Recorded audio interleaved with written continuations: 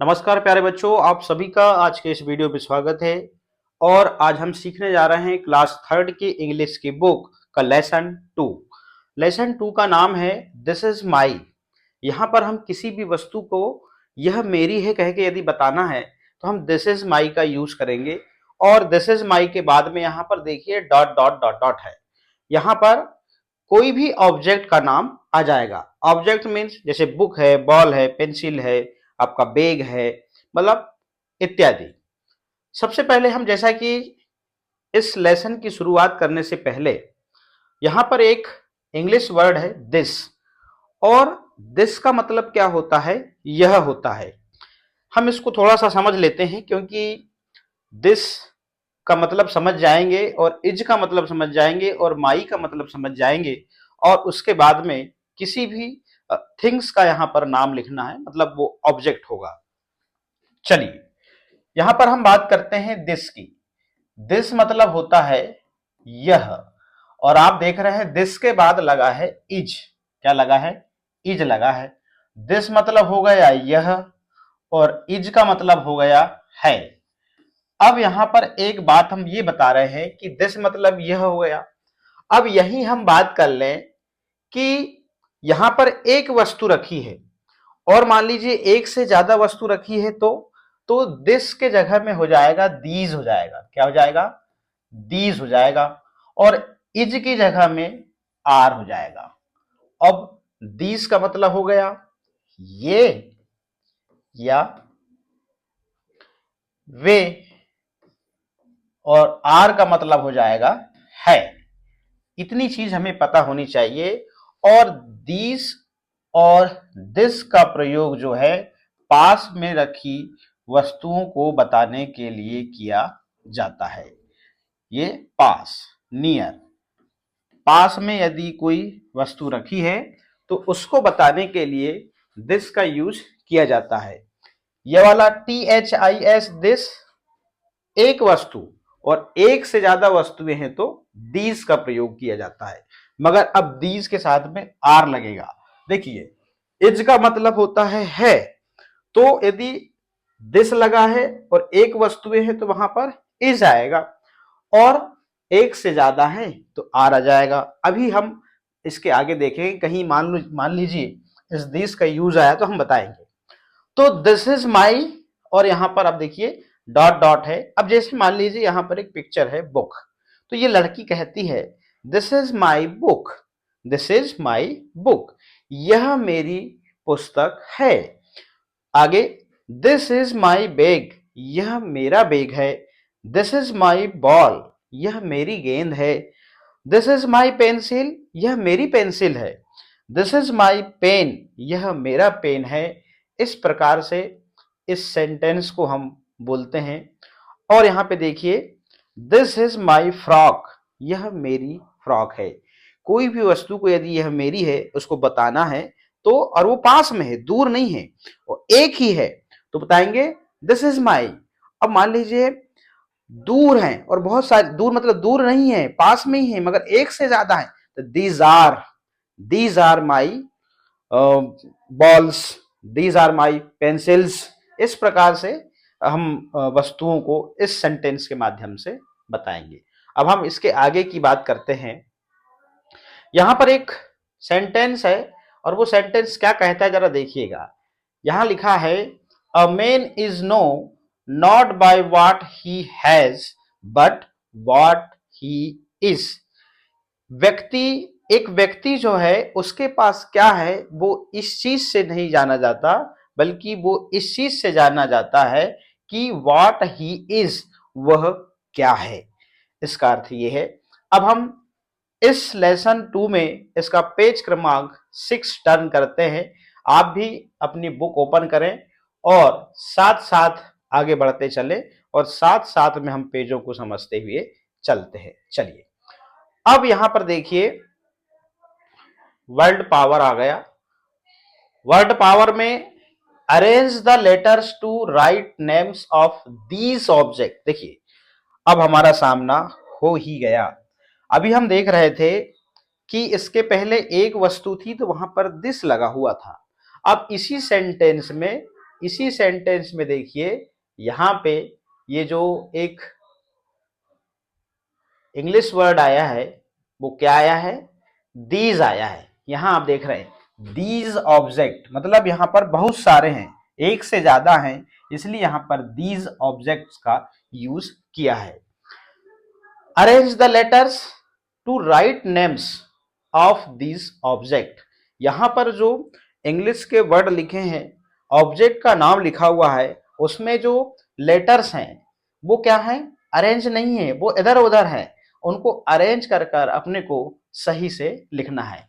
तो हम यहाँ पर इसी के सामने इधर लिखते हैं, इस बुक के सामने लिखते हैं इसको अरेंज करके कि KOBO लिखा हुआ है, और जबकि ये है क्या, बुक है, हम क्या लिखेंगे यहाँ पर BOO और K, बुक। अब यहाँ पर देखिए बैग है, यहां पर हम बैग के सामने लिखेंगे। अब AGB है, जबकि क्या होता है BA और G, बैग। फिर क्या है, ये बॉल है, तो LABL लिखा हुआ है, इसको अरेंज करके लिखना है, तो हम यहां पर लिख देंगे BALL, बॉल।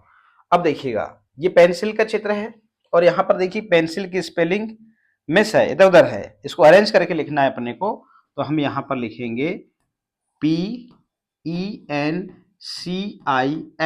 पेंसिल। अब यहां पर देखिए पेन की स्पेलिंग को अरेंज करना है, तो यहां पर हम लिख देंगे इसको अरेंज करके PEN। और यहां पर देखिए ये फ्रॉक है, फ्रॉक को अरेंज करते हैं इसकी स्पेलिंग को, और यहां पर लिखते हैं FROCK,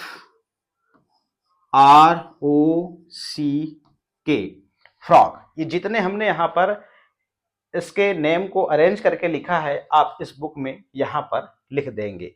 इस प्रकार से हम अब आगे बढ़ते हैं और लेसन 2 का अगला पेज हम टर्न करते हैं। मैं आगे बढ़ा रहा हूं, ये देखिएगा।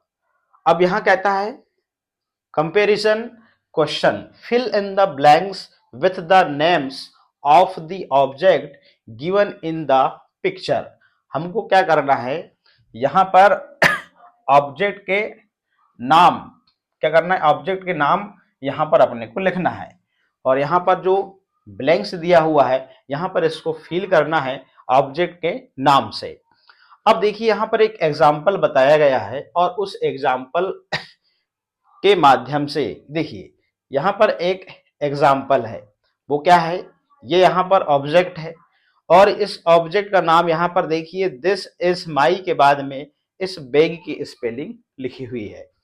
तो अब हम ये वाले ऑब्जेक्ट को देखते हैं कि ये जो पिक्चर है वो काय की है, डॉल की है। तो दिस इज माई, यहां पर क्या लिख देंगे, डॉल लिख देंगे, DOLL, डॉल लिख देंगे।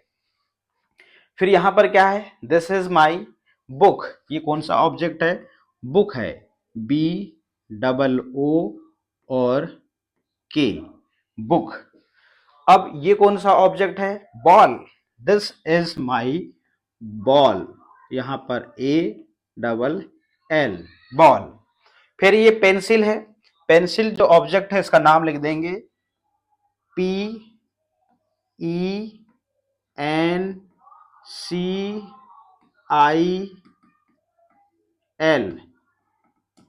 पेंसिल। अब ये जो कौन सा ऑब्जेक्ट है, फ्रॉक है, तो हम यहां पर फ्रॉक लिख देंगे, फ्रॉक, FROCK,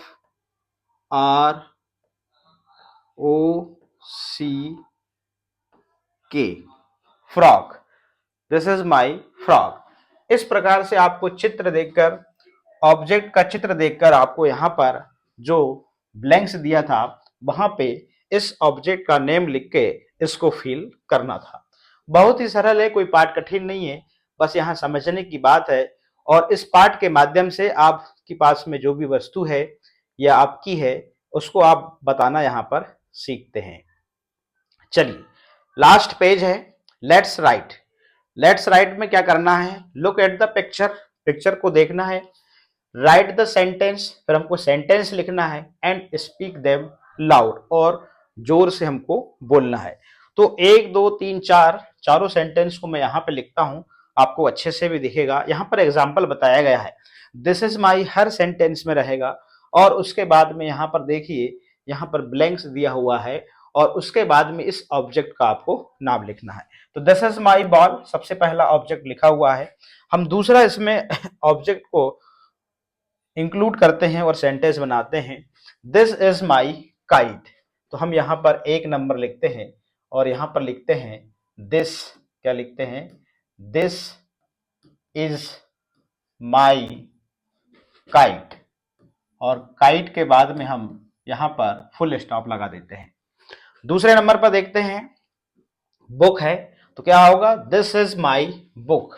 दूसरे नंबर पे लिखेंगे हम दिस इज माई, और यहां लिखेंगे हम बुक, ये। और तीसरा देखते हैं, फ्रॉक है, फ्रॉक नहीं डॉल है, दिस इज माई डॉल। तीसरे नंबर में लिखेंगे हम दिस इज माई डॉल, और यहां पर फुल स्टॉप। लास्ट वाला जो ऑब्जेक्ट है वो है बेड, तो लिखेंगे दिस इज माई बेड। हम 4 नंबर पे यहां पे लिखेंगे this is my BAT bed, और यहां पर फुल स्टॉप लगा देंगे। इस प्रकार से चारों सेंटेंस को हम यहां पर लिख देंगे, और हमारा लेसन 2 का जो चैप्टर है वो कंप्लीट होता है। और इसके बाद में कुछ भी नहीं है, हम बात करते हैं शुरू से। तो हमने इस पाठ में हमारे पास में जो वस्तु है और वो यह मेरी है या हमारी कोई वस्तु है, तो उसको हम बताना सीखते हैं, और हम यहाँ 2 प्रकार से बताना सीखते हैं। देखिएगा, यदि वस्तुएं यदि यदि वस्तुएं एक है तो आप बोलेंगे, मान लीजिए आपके पास में एक पेंसिल है या आपके पास में एक बुक है, तो आप बोलेंगे दिस, क्या बोलेंगे, दिस इज माई, क्या बोलेंगे आप, बुक बोलेंगे, क्या बोलेंगे, बुक। मगर अब पास में ही एक से ज्यादा बुक है तो आप क्या बोलेंगे, आप अब यहां पर दिस के जगह में आप क्या लगा देंगे, दीज लगा देंगे, और यहां पर लगा देंगे दीज आर माई, और यहां पर बुक्स हो जाएगा, क्या हो जाएगा, बुक्स। इस प्रकार से यदि वस्तु एक है तो दिस इज, और एक से ज्यादा वस्तु है तो आप दीज आर लगाएंगे और सेंटेंस को कंप्लीट करेंगे। और दीज और दिस का जो यूज है, ये हमारे पास में यदि कोई वस्तु है तो उसको बताने के लिए यूज किया जाता है, और यहाँ पास को कहते हैं नियर, क्या कहते हैं, नियर, जो हम फिंगर से पास में इंगित करके ऐसी वस्तुओं को बताते हैं। This is my book, this is my bag, this is my bottle, this is my school, ऐसे जो पास में हो। फिर दिस इज माई वॉच।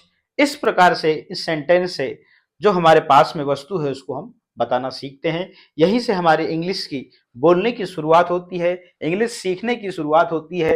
यदि इस सेंटेंस में जो वर्ड आ रहे हैं, जो यूज हो रहे हैं, यदि उनके बारे में हम फुल्ली डिटेल से जानते हैं तो यहीं से हमारी इंग्लिश को सीखने की शुरुआत हो जाती है, और यही हमारा बेस कहलाता है। जल्द ही हम मिलेंगे लेसन 3 में। धन्यवाद।